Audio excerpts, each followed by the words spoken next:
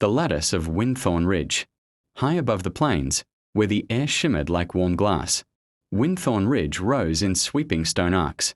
Travelers told tales of strange humming that drifted from its cliffs. At dusk, a sound like metal strings plucked by invisible hands. Most dismissed it as wind, but young Oren knew better. He had heard the hum once as a child, and its soft, trembling chord had stayed in his bones ever since. One evening, carried by a restless curiosity he couldn't explain, Oren climbed the ridge. The sky was violet, the first stars blinking awake.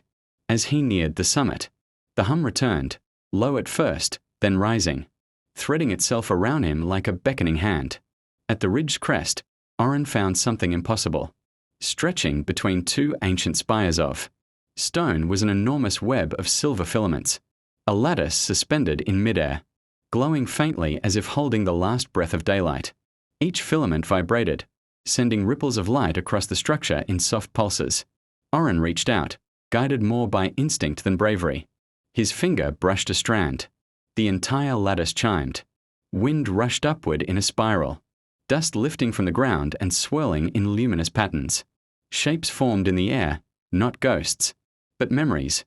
A woman weaving at a loom. A man carving symbols into stone.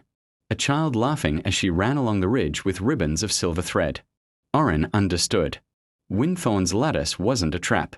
It was a record, a living echo of a forgotten people who once wove the wind itself into sound. He plucked another strand, gently.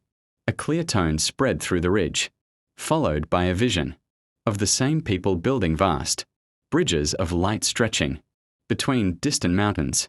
With each touch, Oren saw more of their world, their songs, their joys, their quiet way of honoring the wind that shaped their home. But then the tone faltered. A darker memory emerged, a storm of violent wind shredding the bridges, scattering the luminous threads across the sky like broken constellations. The people vanished in the gale, their legacy left trembling on the ridge. The lattice dimmed. Oren stood quietly, the weight of their story settling into him.